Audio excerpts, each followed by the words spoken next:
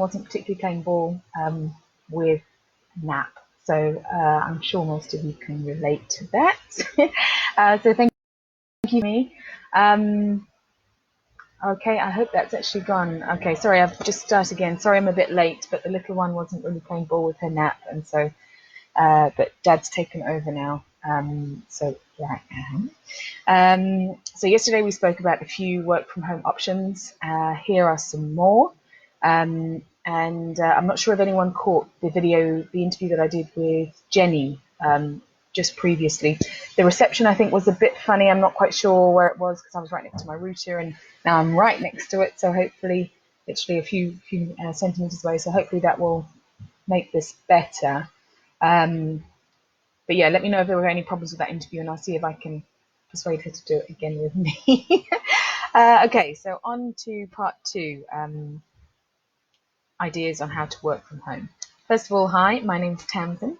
I work with parents and make them allow them to make work for them. I haven't quite come up with the one-liner that goes underneath it, but basically parents who want to work around their children, not have children revolve around the work, which unfortunately is what has to happen most of the time if you want to go back to work as a parent. So we're switching up the norm, or trying to. So things that you can do at home, part 2. So create and sell handmade items and creative things. You may or may not have gathered I'm not particularly creative myself, so I don't necessarily sell it very well, but there's nothing that wows me more than someone who's made something, or someone who can create something from scratch, with their hands, be it woodwork, photography. What else? Oh, when Zara was tiny, someone crocheted a cardigan for her. It's one of those things that I've kept as a memento. Handmade things, they carry a wow value, they carry sentimentality, they carry the personal touch, they mean a lot more. And I think in society, especially even before the recent crisis that we've kind of found the world in, the pandemic, we're putting a lot more emphasis on helping individuals and small companies, and understanding that people sometimes want to work for themselves, and that's better because people sometimes work better for themselves. So create and sell handmade items. So don't think that just because you're not business, technology, or Wizzy Online, or a software programmer, or something like that, you can't make money online. You can. There are places that specialize in this. So Etsy, I think, is one of the main ones. I think not on the high street. Also, you can sell your goods through them, or they can source through you. I'm not quite sure how that contract works. And one thing that I've actually come across recently, so I did baby-led weaning with my little one, and trying to find recipes that were easy and simple but healthy and nutritious, and that you would want to eat as well as an adult, was a big thing. So if you're not a budding chef, you're good at cooking, and you can work out simple, easy, quick, straightforward recipes, preferably for me anyway, ones that can be batch done. And then you can stick them in the freezer, so you can just bring out bits and pieces as and when you need them. That, I think, will go down well, especially in the parent market, will go down a storm. It's just nice and simple. You know exactly the ingredients that you need to buy. So you don't say 200 grams of leek, just say one small leek, one medium leek, or something like that. Personally, I'd actually pay quite a lot of money for that, because it would solve a lot of my problems. So there's that one. And then the next one, it kind of follows on from this handmade, but e-commerce. So I'm not particularly trendy. In fact, I'm not trendy at all. But I know that there are huge trends that happen. They're quite quick, they're up and down, but people who are on the ball with that, or can see them, make a fortune from them on Amazon or eBay or any other e-commerce that you want to. So I know that there's a way of tracking what is bought in China, because they start quite a lot of the trends. And then you've got Alibaba, and you can do fulfilled by Amazon, so you actually get all of your products delivered directly from the manufacturer straight to Amazon. and then they ship them out for you, so you don't even have to worry about going to the post office or anything like that.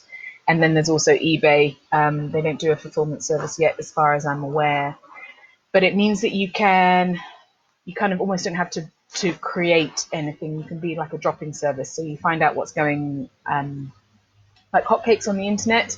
I think Amazon also actually have like a little tracker, so you can see what the top products that are being sold are, especially in each different category.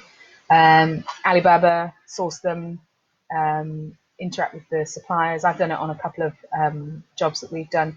Relatively easy, actually. You can rely on the feedback and the comments quite well, and then get them shipped to you, or to Amazon, get them labeled up, give them a good description, boom, off you go, out they are. So there is that. What other one have I got here? This is one of my favorites, which I didn't even know how to get into until about 3 or 4 years ago. And a friend of mine in PR said, yeah, you've actually, I don't know why, you've got a really good voice, you should do this. And I pushed it to one side because it takes a little bit of effort, because you need to put together not a reel, but record something in different languages, and I can quite often go off on a tangent and not speak properly. Someone that I think would be amazing at doing this is someone, for example, like my father. But anyway, so narration or voiceovers. There's a website called Mandy.com, and you can register there. I think it's free for 30 days. Upload your reel, or what you're able to talk about, or what you'd like to talk about, or what you're good at. You can do impressions, you can read stories, anything like that, and you can put yourself up there, and then you can get work freelance. It's almost like the Upwork of the acting world, and that's another one that you can do. I mean, you don't even have to leave your house necessarily. I mean, you may have to get yourself a decent microphone if you want the sound to be good. Hence why I'm using these lovely earphones, because my microphone on my laptop is rubbish. So that's why you see me like this every time. But yeah, so there's those 4 options for today. So basically what I wanted to kind of highlight with this is that you don't have to be business or tech in a business or tech box. You can be a creative. You can be someone that follows trends, that understands trends and social media, because that's where you'll see everything going bonkers with the trends and all the hashtags. And you can create and sell handmade stuff. So there's a lady in my mum's village who's been making soap. I think that would go like wildfire in the cottage industry. And you could get local places, Neil's Yard to stock it, or local boutiques, things like handmade, natural ingredients, anything that's like that, or maybe with a bit of love. TLC, I think, will go crazy. Well, I'd buy it. Let's put it that way. And that's all that I can judge anything on, really.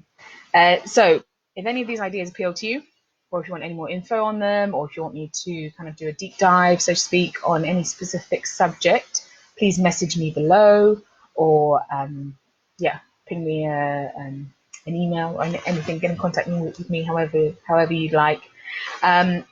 Things to think of. I did mention it yesterday, but I'm going to mention it in the other one. Be very clear about what you're offering when you create either your e-commerce store or your product. Know your customer.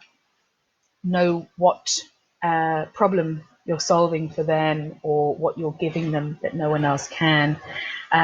Be aware that maybe you might have to give a few freebies away to get some testimonials, or actually, as Jenny said, she thought that that flow of business would be hard, but it's actually word of mouth, and she actually found that the business side of it was harder, the admin and the constant keeping up with the back office, as well as being the front office. But we can cover that. In fact, that's a very good topic to cover next week, is how to handle back of house admin, whilst you're also trying to be the face of your new company. So that's a new topic for next week. Just content creation on the hoof. And then also something else that I mentioned yesterday is be aware that when you're working for yourself, unless you've got a stream of income, a stream of lead generations, your income can be quite irregular. So look at how you might generate leads. How are you going to be active on social media? Or are you going to go and talk to people? Or are you going to network one-on-one, or network at big events, or go to what's the word I'm looking for? Exhibitions. I was about to say events, but I meant exhibitions. So go to exhibitions and talk to people that might stock your products, or people that you might buy from. And then the last one, and the one that always for me, is don't give up. It's not necessarily going to be an overnight success. You may be one of those where it is, and hat off to you if you are. That's awesome. But key is for me is to find your passion. Passion is where you will get up at 4 a.m. to do work before your children get up, or you'll stay up late, or even on a broken night's sleep, you'll keep going the next day. So don't give up. Find your passion and get in contact, and we will find a way to monetize it so that you can make work for you and parent in the way that you want to. So until tomorrow, goodbye. Thank you again for bearing with me being late, and I will see you all tomorrow. Okay, take care. Bye.